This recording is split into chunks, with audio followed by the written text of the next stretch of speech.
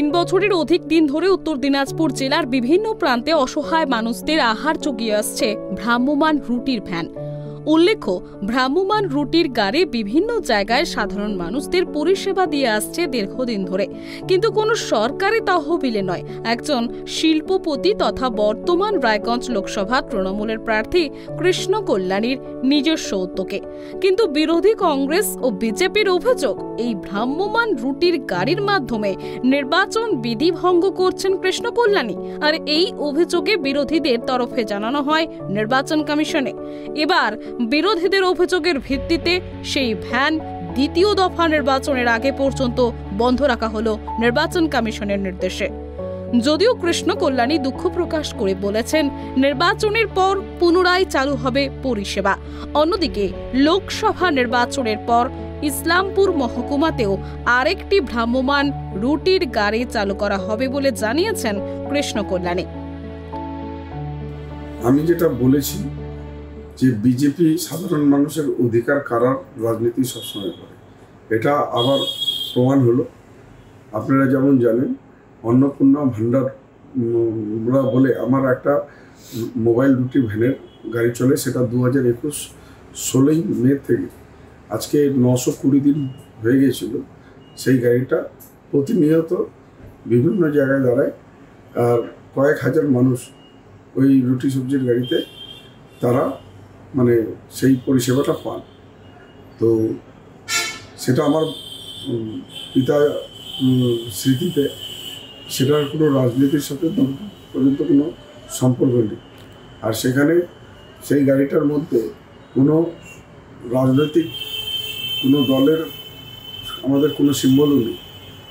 তো সেটা সাধারণ মানুষের, আজকে সাধারণ মানুষ যারা ভাবেন হসপিটালে কেউ রোগীর সাথে এসেছেন, হ্যাঁ, সেই ধরনের মানুষরা রুটি খেতে, কিছু মানে লেবার শ্রেণীর লোকেরা কাজ করছেন, কিছু টোটো চালক, হ্যাঁ, তাদের অন্ন জোগাতো ওই রুটি সবজির গাড়িটা।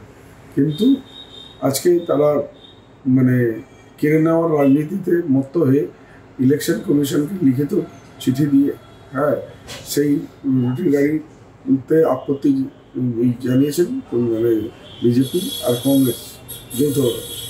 তো আজকে মানে রুটির গাড়ি কয়েকটা দিন বন্ধ থাকবে। 26 তারিখ নির্বাচনের পর এটা আমরা চালু করব। আর একটা আমি রায়গঞ্জবাসীকে বলে যাই, আমি যতদিন বেঁচে আছি আমার বাবার স্মৃতিতে এই রুটি সবজির গাড়িটা প্রতিনিয়ত চলবে আগামী দিনে।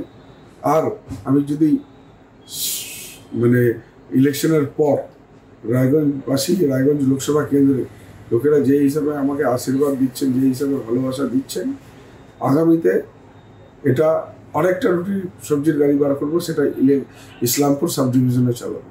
আমাদের এখানে দুটো সাব ডিভিশন রয়েছে, ইসলামপুর সাব ডিভিশন, রায়গঞ্জে অলরেডি রয়েছে।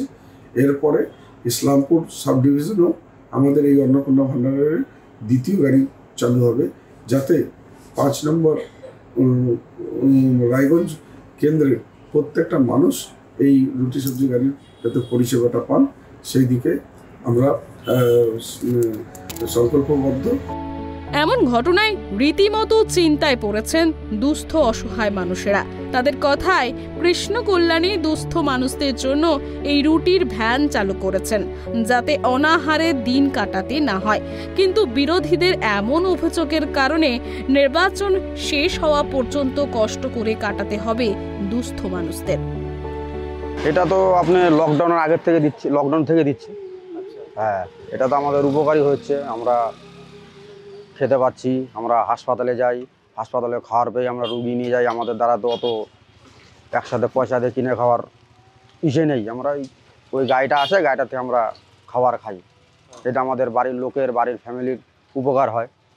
এটা তো কোনো ভোটের ব্যাপার নেই, এটা তো আমাদের জনসাধারণের জন্য ভালো হয়েছে। উনি তো অনেক উপকারও করেছে।